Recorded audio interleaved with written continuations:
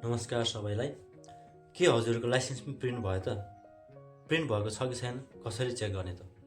आज म तपाईँहरूलाई दुईवटा तरिका बताउनेछु, जसमध्ये चाहिँ पहिलो तरिका भनेको चाहिँ क्रोम ब्राउजरमा गएर सर्च गर्ने अनि दोस्रो तरिका भनेको चाहिँ नागरिक एपबाट। र मेरो नाम हो हर्षबहादुर नेपाली। हजुरहरू हेर्दै हुनुहुन्छ आक्स हर्षटेक युट्युब च्यानल। र यस्तै सन्देशमूलक भिडियोको लागि च्यानललाई सब्सक्राइब पनि गर्न नभुल्नु होला है त। अब ढिलो नगरी पहिलो तरिकातिर लागौँ है त। सर्वप्रथम हामीहरू क्रोम ब्राउजर ओपन गर्नेछौँ।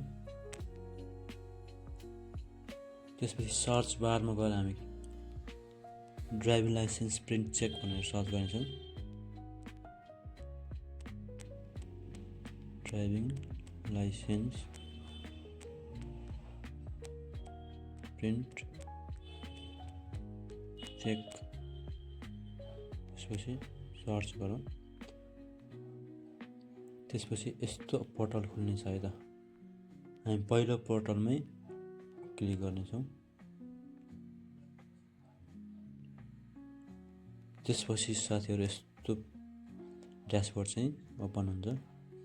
त्यसपछि यहाँ देख्न सक्नुहुन्छ लाइसेन्स नम्बर भनेर हामी हाल्नु पर्ने हुन्छ है त।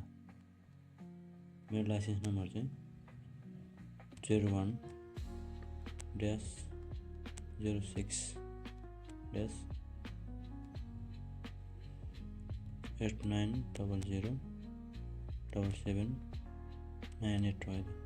त्यसपछि चेकमा क्लिक गर्नु।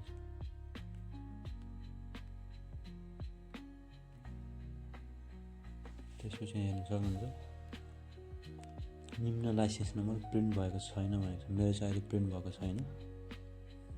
नागरिक एपबाट चाहिँ कसरी प्रिन्ट चाहिँ गर्न सकिन्छ त?